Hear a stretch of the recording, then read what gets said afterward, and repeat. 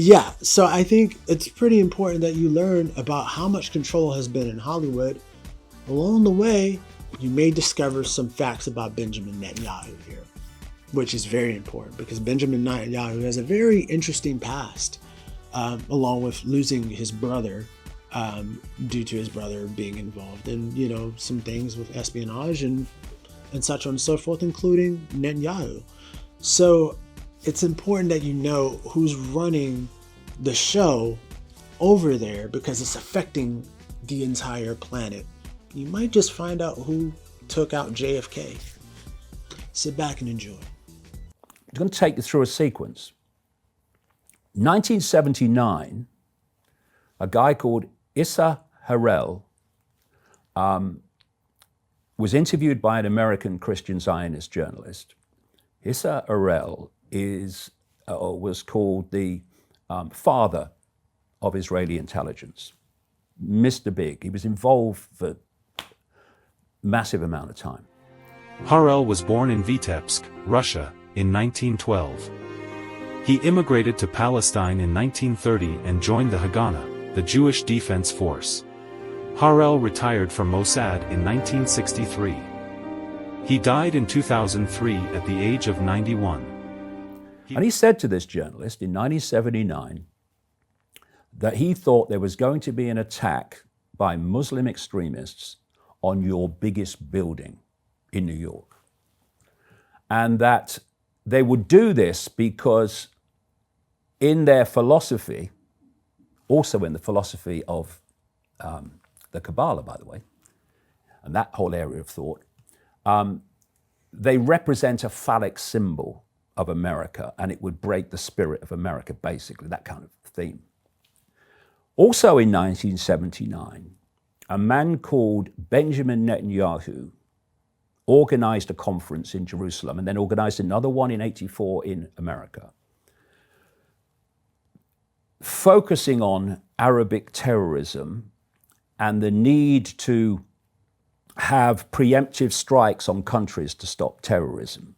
Hi, I'm Fox San Antonio's Jessica Headley. And I'm Ryan Wolf. Our greatest responsibility is to serve our Treasure Valley communities, the El Paso, Las Cruces communities, Eastern Iowa communities, Mid-Michigan communities. We are extremely proud of the quality, balanced journalism that CBS 4 News produces. But we are concerned about trouble and trend of irresponsible, one-sided news stories plaguing our country. The sharing of biased and false news has become all too common on social media. More alarming, some media outlets publish these same fake stories without checking facts first. The sharing of biased and false news has become all too common on social media. More alarming, some media outlets publish these same fake stories true without checking facts first. Unfortunately, some members of the media use their platforms to push their own personal bias and agenda to control exactly what people think. And this is also interesting is, remember, it's illegal to possess these stolen documents. It's different for the media. So everything you learn about this, you're learning from us. There is no Jewish media cabal, mafia. That is a figment of either your imagination or a projection of a prejudice. Chris Cuomo has been trying to desperately censor news about the WikiLeaks scandal because that would obviously hurt Hillary Clinton. Take a look. What do you think Donald Trump needs to do to come out on top?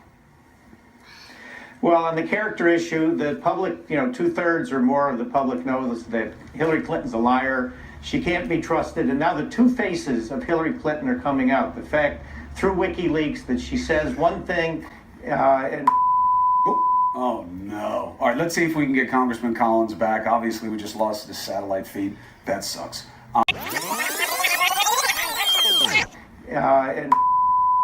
Oh, no. Oh, no. Oh, no. Oh, no. Oh, no. I wonder if you know that I know he's lying right now. And in full disclosure, let's take a look at what is in there and what it means. Always lying to me. Why? You lying so much. Why?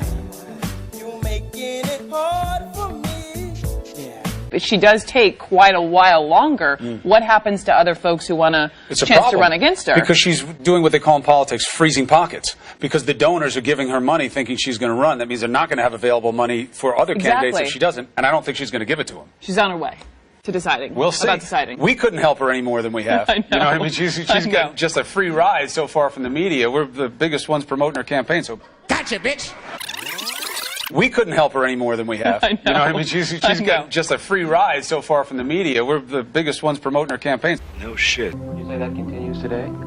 Well, I would think probably for a reporter it would continue today, but because of all of the revelations of the period of the 1970s, it seems to me that a reporter's got to be much more circumspect in doing it now, or he runs the risk of at least being looked at with considerable disfavor by the public. I think you've got to be much more careful about it. Platforms to push their own personal bias and agenda to control exactly what people think. And this is extremely dangerous to our democracy. This is extremely dangerous to our democracy. This is extremely dangerous to our democracy. This is extremely dangerous to our democracy. This is extremely dangerous to our democracy. This is extremely dangerous to our democracy. This is extremely dangerous to our democracy. This is extremely dangerous to our democracy. There is something about the way the CIA has been functioning that is casting a shadow on our historic position of freedom, and I feel we need to correct it. Senator Moynihan proposed a bill to dismantle the CIA. Thank you, Mr. President.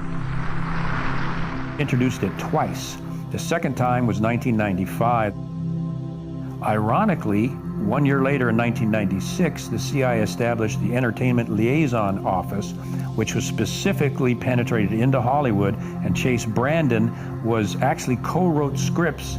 For example, The Recruit. We're looking for high horsepower, high energy, very competitive people who are driven by patriotism and a sense of wanting to serve a greater cause. I am recruiting you. Would I have to kill anyone? Would you like to?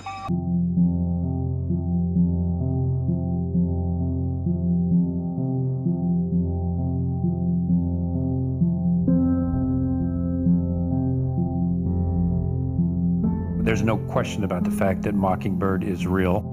It started out paying journalists in major media, Pulitzer Prize-winning journalists, to print fake stories that the CIA wanted in the press and fake interviews. And this was revealed in the Church Committee. Well, I had several jobs. One of my jobs was that of analyst. I also was an interrogator and indeed briefed the press when we, the CIA, wanted to circulate disinformation on a particular issue. Disinformation is not necessarily a lie. It may be a half-truth. And we would pick out a journalist. I would go do the briefing and hope that he would put the information in print. We would go after these gentlemen. I would be directed to cultivate them, to spend time with them, to socialize with them, and slowly but surely to try to gain their confidence by dolloping out valid information which was true. And then I would drop into a conversation the data that we wanted to get across which might not be true. We were interested in targeting those reporters who could get their material in the New York Times, the Los Angeles Times, and so forth. And once again, I want to make it perfectly clear that we were not hiring these reporters. They were not operating as our spies or as our dupes. But in a war situation, when there are so few sources of information, a reporter may rely on a CIA contact, and he becomes vulnerable. If I planted a piece of information with a reporter, I would ordinarily then try to create an environment in which he could not check the information. I would go to the British ambassador and brief him on the disinformation I had just given the reporter. So when the reporter wanted to cross-check what I'd told him with, say, the British ambassador, New Zealand ambassador, or what have you, he would get false confirmation, the same message coming back at him, and he'd say, aha, I've got proof that Frank Snepp told me the truth, when in fact, what he'd gotten was simply an echo of what I'd given him in the first place, via the British ambassador or other of our friendly diplomatic contacts. Well, the FBI is responding to Elon Musk's exposing the Twitter files. The FBI claims they did not request employees to take action on Hunter Biden's laptop. The Bureau says they did not send Twitter any, quote, specific instructions or details regarding the Hunter Biden laptop story and the evidence of influence peddling on it. And that, quote, it is unfortunate that conspiracy theorists and others are feeding the American public misinformation with the sole purpose of attempting to discredit the agency. That is just not true. Now that Elon Musk purchased Twitter, and he's finding that, they literally had FBI people embedded in Twitter that were holding back information from him. Like there was a guy that he fired that was an FBI guy that worked for the FBI at one point in time and now was one of the head guys at Twitter and was withholding information from him while he was trying to release information about, allegedly, I should say allegedly so I don't get in trouble here with this. What he was saying essentially was this person was a bottleneck to releasing this data where they were trying to find out, like, why did President Trump get banned? What was going on in terms of shadow banning conservative people and how much coordination was going on inside the company to try to suppress certain ideologies and magnify other ones. And it's pretty stunning. Yes, you did. Find the clips. Dude, find the clips. You shamed Joe Rogan. Find the clips. You said he's taking horse dewormer. You and Don Lemon were chuckling at each other about it. I'll go find the clips. First of all, you just saw the clips. I'm not chuckling. I'm listening to Don. Injecting drugs for animals and horse. And people telling them to. Oh, my God. What person? You talk about, cancel culture and who to shame. Ivermectin, a dewormer. Really? They are shaming themselves. That's what it is. They're shaming themselves. So you're taking a dewormer right now. Chris, you can't apologize for that. You weren't being clear that it was this, and you know that, dude. You're being so dishonest right now, man. I'm not being dishonest. You were talking about ivermectin, the drug. You were not talking about this version of ivermectin. Come on, man. I was responding to a situation where we were told that this is what people were searching out to take, and nobody knew what it was going to do to them. Look.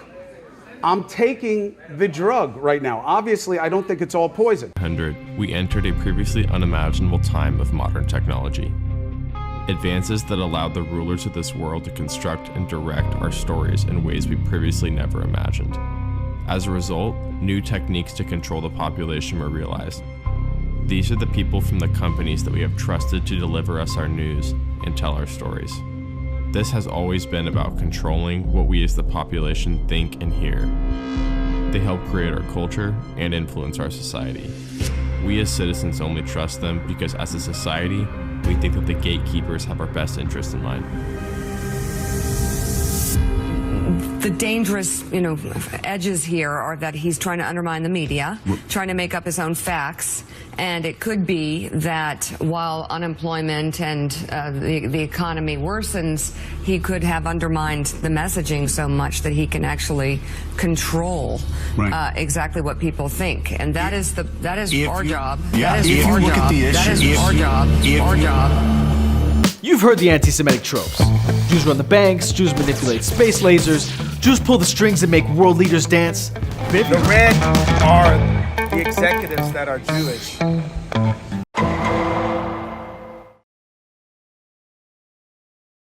Hey guys, if you want to watch more clips, click here. And if you want to watch the full podcast, click right here.